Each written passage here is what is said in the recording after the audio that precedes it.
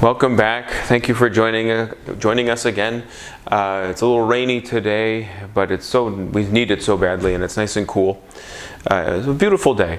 It's an amazing reflection when we talk about the world and everything. We complain when it doesn't rain, then when it rains we complain too, so it's the way it goes. But anyway, we're going to talk about the 12th Sunday in Ordinary Time. We're still reading from Mark's Gospel, and I think most of you will recognize this reading from Mark's Gospel. Thank you, Teresa. A reading from the Holy Gospel according to Mark. On that day, as evening drew on, Jesus said to his disciples, "Let us cross to the other side." Leaving the crowd, they took Jesus with them in the boat, just as he was. And other boats were with him. A violent squall came up, and waves were breaking over the boat, so that it was already filling up. Jesus was in the stern, asleep on a cushion. They woke him and said to him, "Teacher, do you not care that we are perishing?" He woke up, rebuked the wind, and said to the sea, "Quiet, be still." The wind ceased, and there was great calm. Then he asked them, "Why are you terrified? Do you not yet have faith?" They were filled with great awe and said to one another, "Who then is this whom even wind and sea obey?" The Gospel of the Lord. Praise to you, Lord Jesus Christ. So, when you go to seminary, or if you study theology, in different universities are different, but there's the major theological disciplines. So under the heading of theology, you've got other kinds of subcategory: moral theology, church history, systematic theology, scriptural theology, and so on and so forth, pastoral theology, canon law, all these other disciplines that we can think of. And I had a great teacher in our Christology class, which is part of the systematic theology. I know that you're not going to remember all of these things, but it's just a little background.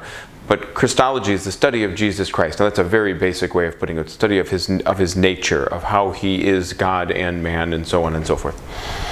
But my Christology teacher in my first class, in the first day, I think, of seminary in Belgium, said to us that the first theological question is, who is this man? Who is this man? And you hear it right at the end. I'm going to ask you to read something else, I think, in a minute, Teresa. She already has the book closed, and she's out of here. So anyway, we come to this and we say, who is this man? So you have this amazing dramatic story. It's not quite storming, but it was raining pretty good a little while ago on an appropriate day like today. And it ends by saying, who is this man that even wind and sea obey? And that's the basic fundamental question that we have about you. And he said it's the first question in Christian theology. So you can imagine, to put it a little bit more plainly, that after the resurrection, we would understand that in the Hebrew tradition there is an understanding of resurrection. Whether you agreed with it or not was some debate, but there was an understanding of it, and that understanding did not include God in heaven raising one person first. And anything anyone had ever thought about resurrection in Jesus' time, no one thought that he would raise one person first, except for himself, Jesus himself. And even though he said it to his disciples, in the accounts of they don't believe that it's happened. They take longer to be convinced, because they were used to this idea that the resurrection means everyone together, the general resurrection, everyone. And we look forward to the day when we all will do that. We still believe that. But he raised Jesus first. So the basic question when this started to sink in with people was, who is this guy what made him so special that God raised him first? And everything we believe kind of falls off of that idea and flows from that central question. So this is a great reading, and Mark is the earliest of the gospel writers, and he says it right there. Who is this man that even wind and sea obey? They were already thinking about it even before, but it's still the same question. Who is this man? So what do we believe about Jesus? So we believe that wind and sea obey him. Okay, but what does it mean? And the question comes down to, by whose authority does the wind and sea obey? And it comes from heaven. It comes from being God and man.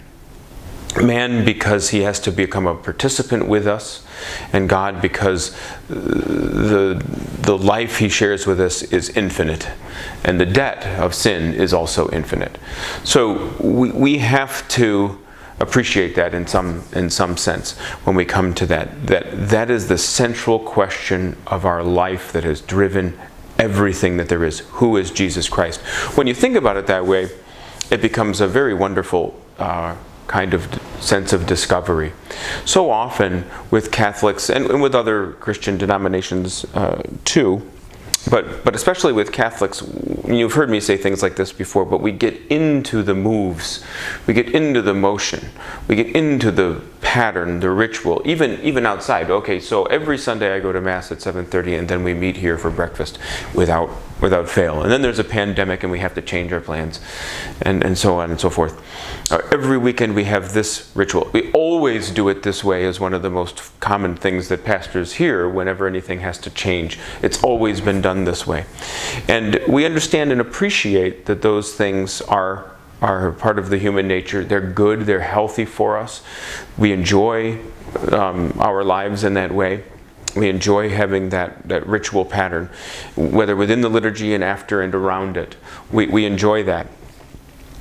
But at the center of it, we have to remember we're not people of the motions. We're people who live life in Jesus Christ. We live his life. When it comes down to what it means for us to be Catholic, we cannot answer the question without mentioning Jesus' name, and yet we often fall into patterns like that. We don't ask, why do you believe in Jesus Christ? We ask, why are you a member of this church?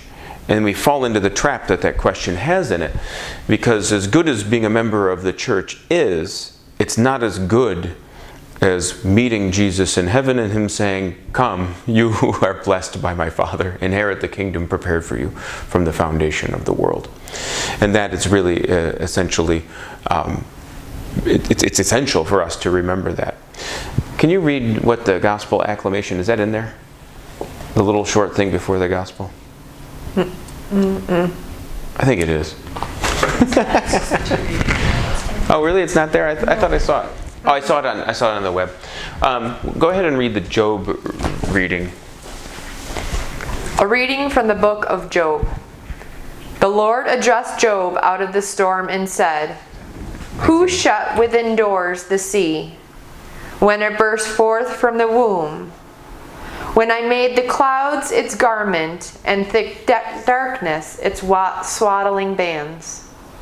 When I set limits for it, and fastened the bar of its door, and said, thus far shall you come, but no farther, and here shall your proud waves be stilled. The word of the Lord. Thanks be to God. So we have this reading from Job, which is God, who is, Job has, kind of come to a point where, what's going on? How has this all happened? And God gives him an extremely lengthy and not very satisfying answer. He says, who do you think you are? Where were you when I laid the foundation of all creation in the world and everything? Where were you when I played with the giants of the deep, were my pets and things like that? Well, I'm paraphrasing, but that's the idea. Because who do you think you are, kind of an answer he gets. And it leads us to this moment that's paired up with this reading from Mark, that the authority, who is this man who wind and sea obey? It's God himself. And that's the answer being given to us, because God is the one who says, I'm the one who does these things. Who are you to kind of question me? The acclamation answers the question too. It says, a great prophet has risen in our midst. God has visited his people. So that whole idea, and if you listen to the readings, and I know you do, but when you listen to the readings or hear the readings or you read them and you're pondering them, ask yourself this question: what is the one idea that ties these readings together? And the idea that ties these readings together is that this question of who is this man is being unpacked for us, and the answer is given to us: a great prophet, but more than that, it's also, when you take into account the Job reading, it's also he is the Son of the living God. And that is a wonderful, wonderful thing. People always get a little worried when they read the Job readings. I actually had someone get up and say, I'm sorry I have to read this to you. And it was a really dark reading from Job, and she couldn't help but ad-lib and say how sorry, because it's such a downer. But we remember that it's never just that reading.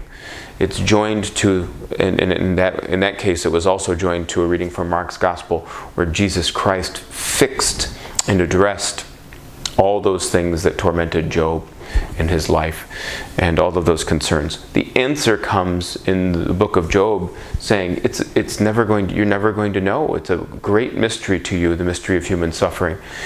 But the question and the real answer that God offers to human suffering is in Jesus Christ himself, that God has visited his people. So we offer you that today. It's a nice reflection. It's nice to think about and really focus on that, because when we get busy in our lives and go into our routine, we're not always aware of the fact that what is central to us is Jesus Christ himself. And why? Because it's God who has visited his people, and that he has walked with us and answered the question of human suffering for us.